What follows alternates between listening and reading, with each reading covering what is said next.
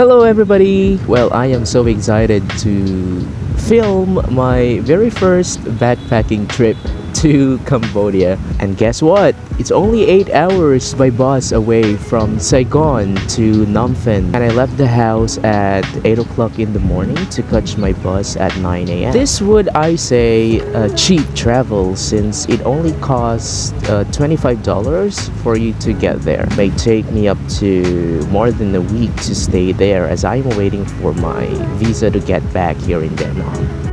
And around 2 hours to Saigon would be the border, which means you have to pass the immigration. And it will be super easy for you to pass the immigration as long as you don't have problems with your visas. I just arrived here in Cambodia around 4:30 in the afternoon, and this is my first tuk-tuk experience.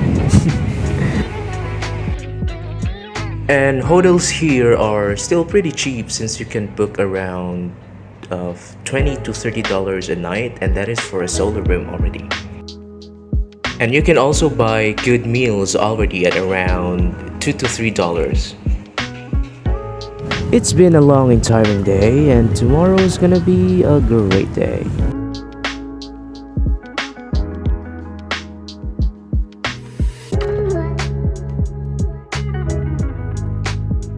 And started my first day with a cup of coffee before having my morning jog in front of the Royal Palace. And this is actually one of the most famous places in Phnom Penh since it was built around 1860s, and it served as a royal residence of the King of Cambodia. And in front of me is a friendship monument after the Cambodian-Vietnamese War. And a few minutes away from the Royal Palace is the Wat Botum, or the Temple of the Lotus Blossoms in English. And it's one of the oldest pagodas in Phnom Penh. It was built around 15th century by a Cambodian king.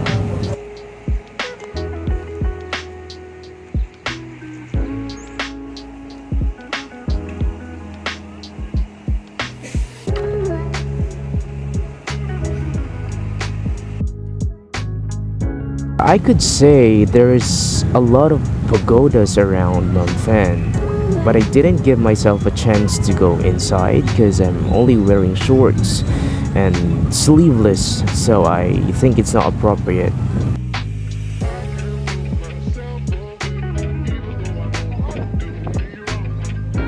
And this is, I think, one of the most favorite spot by many. And this is a place where almost everybody spends their free time. This is a riverfront of Mekong, the Mekong River, where you can also spend the night here. And right there is the Diamond Island, which, according to my research, the fake Paris of Phnom Penh. And this is also one of the major development sites of Phnom Penh. And probably a few years this would be a great place to visit as well. And I didn't realize this island is, of course, a big place to explore, and you cannot explore the whole place on foot. So I just decided to go to another place, which is the Phnom Penh night market, where street food lovers should go.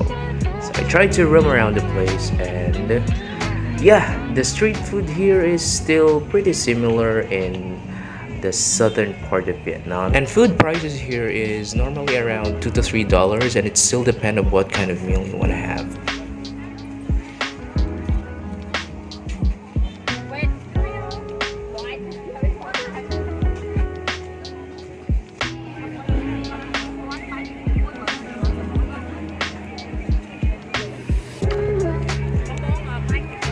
Another day and another good day because the next day I already had planned to set up my trip going to Ankor Wat. It's also easy to book a van going to the place since almost all of the staffs of the hotels here can speak English. After 6 hours, I was able to safely arrive to the place, and the city life here is also very vibrant. Street foods are everywhere, and of course, if you love to enjoy more the night, Pub Street is also waiting for you.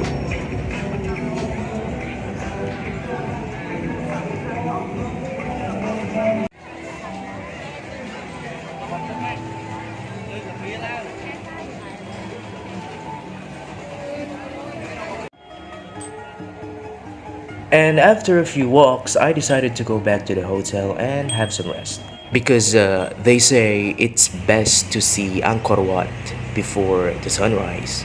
And at 5 in the morning, I was able to book a ticket for $37. Quite expensive, but I know it's going to be a great place to visit. It's very traffic early in the morning because during my visit, there's actually a massive marathon event which was attended by a lot of foreigners and locals all over the country. And finally, I'm about to enter my main purpose for today's trip, and right in front of me is the stunning facade of Angkor Wat. And since this is a sacred place for the Cambodians, you also have to be aware of what kind of clothes are you going to wear during your visit. Revealing clothes, or let's say sleeveless, is actually inappropriate.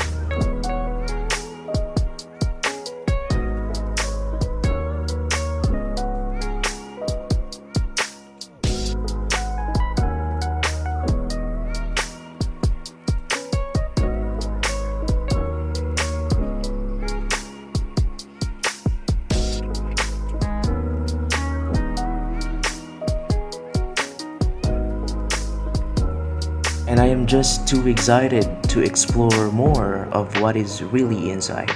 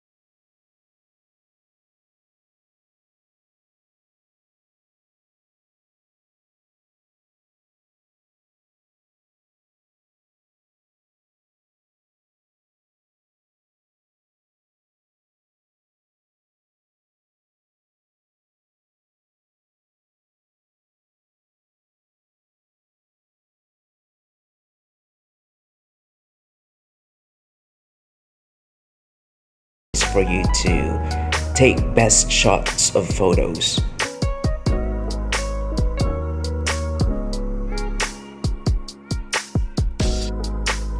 And 10 minutes drive away from Angkor Wat is also another hidden gem of Siem Reap, which is the Bayon Temple.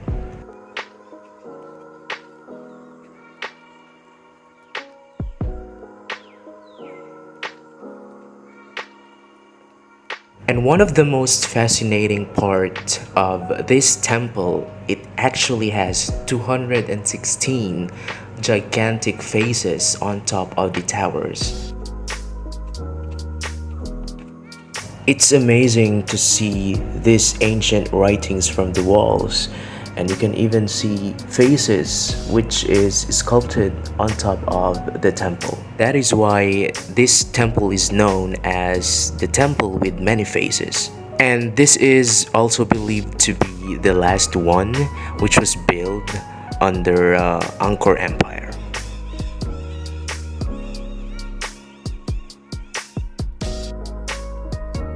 And also, one thing that I really love about this place is they really allow the tourists to just explore really what's inside the building.